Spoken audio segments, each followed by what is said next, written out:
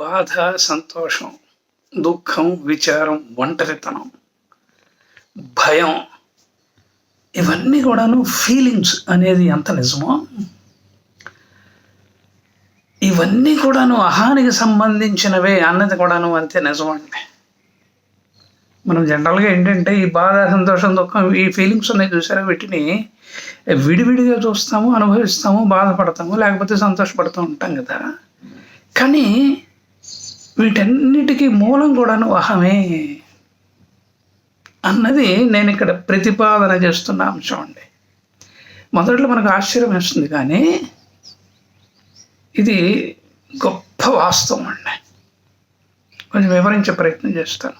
ఇప్పుడు బాధ అనేక రకాలుగా ఉంటుంది కదా. ఇప్పుడు ఏదో రకంగా మీకు బాధ కలిగింది, మాట వల్ల కానీ చేత వల్ల కానీ అనుకుందాం కాసేపు. బాధ ఎవరికి కలిగింది? బాధ మీకు కలిగింది. మీరేమనుకుంటారు? నాకు బాధ కలిగింది, నన్ను బాధ పెట్టారు, నేను బాధపడ్డాను అని అనుకుంటాం కదా. అంటే నన్ను నేను అనేది అహము. ఇది పండితులు చెప్పారు, మేధావులు చెప్పారు, విజ్ఞులు కూడా చెప్పారు, అట్లాగే ప్రవచనకర్తలు కూడా చెప్పారు కదా. అసలు నా ప్రశ్న ఏమిటేనంటే, నిన్నెవరు బాధపడమన్నారు? ఎవరు బాధపడమనలేదు కదా. బాధపడింది ఎవరు? నువ్వే కదా. ఇంకొంచెం just I will try to throw some light on this. అసలు బాధపడకూడని నేను, ఎప్పుడు బాధపడని నేను అనవసరంగా బాధపడ్డాను అని అనుకుంటారుగా.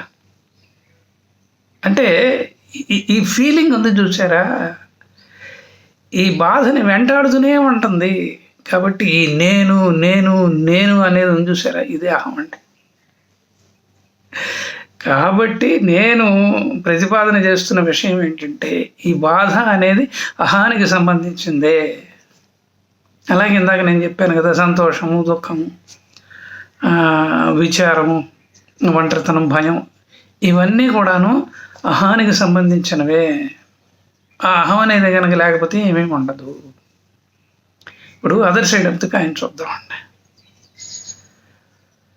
ఏది జరిగినా సరే ఒక బాధపడకూడని మనస్తత్వాన్ని కనుక మనం అలవర్చుకుంటే, ఆలోచించండి, అహం అనేది ఉండదుగా, అన్నీ నవ్వుతూ తెలిచేస్తాం. ఇక్కడ ఒక అద్భుతమైన ఆధ్యాత్మిక వ్యక్తిని మీకు పరిచయం చేసే ప్రయత్నం చేస్తాను. వారి పేరు గొలగమూడి వెంకయ్య స్వామి గారు. నెల్లూరు దగ్గర ఉంటారు. వారికి పెద్ద ఆశ్రమం కూడా ఉంది. ఒకప్పటి రోజుల్లో, బహుశా 1950-40లో అనుకుంటాను, ఆయన అలా కాలువ ఒడ్డున కూర్చొని తత్వాలు అవి పాడుకుంటూ ఉండేవాడు. రామశర్మ అనే ఒక వ్యక్తి, అంటే పేరు కరెక్టే అని నేను అనుకుంటున్నాను, రోజు వచ్చి ఆయనకి నమస్కారం చేసి ఆయన తత్వాలు హాయిగా విని వెళ్ళిపోతూ ఉండేవాడు. అప్పుడప్పుడు మంచి మూడ్లో ఉన్నాడు అనుకోండి గొలగమూడి వెంకయ్య స్వామి గారు, ఆయనకి అనేక విషయాలు చెప్తూ ఉండేవాడు. ఇలా ఒకరోజు ఆయన చెబుతూ ఉండటం, ఈయన వింటూ ఉండటం జరుగుతూ ఉన్నది. గొలగమూడి వెంకయ్య స్వామి గారు ఎలా ఉంటారంటే, నల్లగా ఓ గోచి పెట్టుకుని, స్నానం అది చేయకుండా ఈ జుట్టు కూడాను అట్టలు కట్టి చూడటానికి ఒక పిచ్చివాళ్ళగా ఉంటాడండి. ఇలా ఈ గొలగమూడి వెంకయ్య స్వామి గారు రామశర్మ గారికి అలా ఏదో చెప్తూ ఉంటే, ఆయన ఏదో అలా వింటూ ఉంటే, పక్కగా పోతున్న ఒక వ్యక్తి, ఈ పిచ్చి ముండా కొడుకుకి పని ఏమీ లేదు, ఏదో ఒకటి చెప్తూ ఉంటాడు, ఏదో ఒకటి బాగుతూ ఉంటాడు అనుకుంటూ వెళ్ళిపోయాడండి. అంటే కొంతమంది అజ్ఞానులు ఉంటారు కదా ఇటువంటి వాళ్ళు. ఇప్పుడు ఈ రామశర్మ చాలా బాధపడ్డాడు. ఈయన బట్టల వ్యాపారండి. కాసేపు ఆట విడుపుగా ఆ వ్యాపారాన్ని వేరే వాళ్ళని కూర్చోబెట్టి ఇక్కడికి వస్తాడనమాట, గొలగమూడి వెంకయ్య స్వామి గారి దగ్గరకు వచ్చి. ఈయన చాలా బాధపడి వెంకయ్య స్వామి గారితో అంటాడు, స్వామి అంత మాట అన్నాడు స్వామి మిమ్మల్ని అంటే.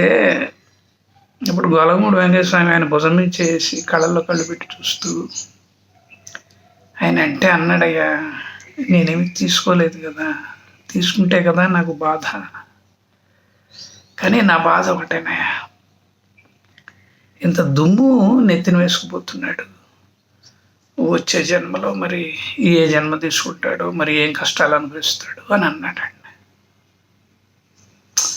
అలా అతనికి ఏం జరుగుతుందో అన్న ఒక విధమైన బాధ తప్ప ఆయన అన్నందుకైనా ఏమీ బాధ లేదండి.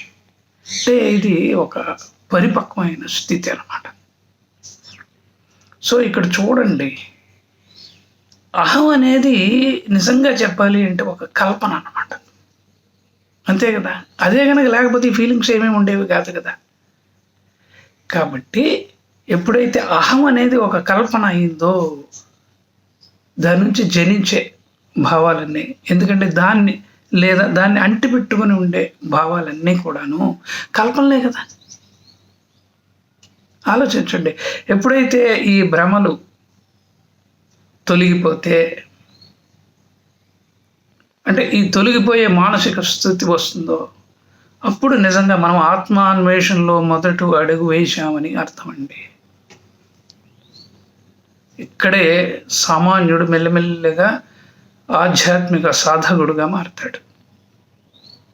సాధకుడు అన్న పదాన్ని ఉపయోగించాను కాబట్టి ఒక చిన్న విషయాన్ని చెప్పేసి ముగిస్తానండి. ప్రతివాడికి గత స్మృతులు ఉంటాయి కదా, అవి అల్లకల్లోలం చేస్తూ ఉంటాయి కదా. మరి సాధకుడిగా నువ్వు మారాలి అన్న తర్వాత వీటన్నిటినీ కూడాను పట్టించుకోకూడదు. ఈ స్మృతులు ఎలాగుంటాయంటే, కొన్ని పరీక్షలకు గురయ్యాం, కొన్ని పొరపాట్లు చేసాం, అట్లాగే కొన్ని చేసిన పనులు ఉన్నాయి, చేయని పనులు ఉన్నాయి.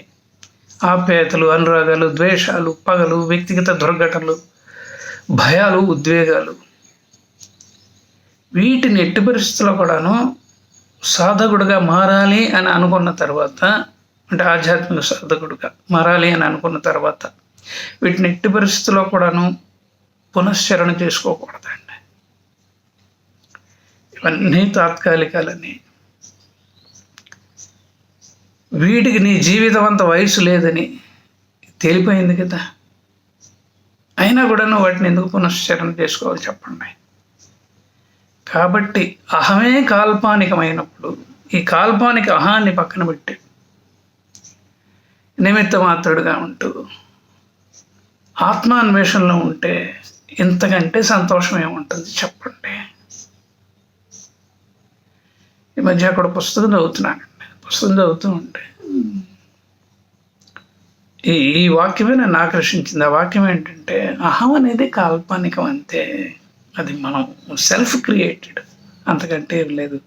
అది తొలగిపోతే మనిషి సక్రమ మార్గంలో ఆలోచిస్తాడు అని చదివానండి. అది అండర్లైన్ చేసుకొని పక్కన రాసి పెట్టుకున్నా. టైం వచ్చినప్పుడు చేద్దాంలే అని. నాకు ఎందుకో ఇవాళ దాని గురించి మాట్లాడాలి అని అనిపించిందండి. అందుకు నేను వీడియో చేస్తున్నాను. ఇంతేనండి ఈ వీడియోలోని సంగతి. వీడియో కనుక మీకు నచ్చితే ఎప్పటి మాదిరిగానే నా అభ్యర్థన ఒకటే, నా ఛానల్కి సబ్స్క్రైబ్ చేయండి, నలుగురికి షేర్ చేయండి. అక్కడ బెల్ ఐకాన్ ఉంటుంది నొక్కండి, అక్కడ లైక్ బటన్ ఉంటుంది అది కూడా నొక్కండి. మీరు నిజంగా నిజమే కిరణ్ గారు బాగా చెప్పారు అని కనుక అనుకున్నారు అనుకోండి, 2 పనులు చేయండి. దీన్ని ఇంకొక 2 సార్లు వినండి.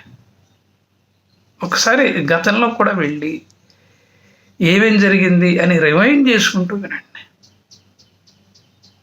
నెంబర్ 1. నెంబర్ 2, ఒక అద్భుతమైన మెసేజ్ని కామెంట్ బాక్స్లో పెట్టండి. ఎందుకంటే మీకంటూ కొన్ని భావాలు ఉంటాయి కదా, అవి కూడా నలుగురు తెలవాలి కదా. అందువలన అద్భుతమైన మెసేజ్ని పెట్టండి. లేదు కిరణ్ గారు, లేదు, నిజమే, మీరు అన్నది నిజమే, అహం అనేది కాల్పనికమే అని మీరు అనుకున్నారు అనుకోండి, నాతో ఏకీభవించినట్టే కదా. నాతో మాట్లాడాలని ఉందనుకోండి, హాయిగా మాట్లాడండి, ఇబ్బంది ఏమీ లేదు. నా పేరు మారుతి కిరణ్, పోరూరి అన్నది మా ఇంటి పేరు. అలాగే నా ఫోన్ నెంబర్ వచ్చేసి 9491063089. నమస్కారం.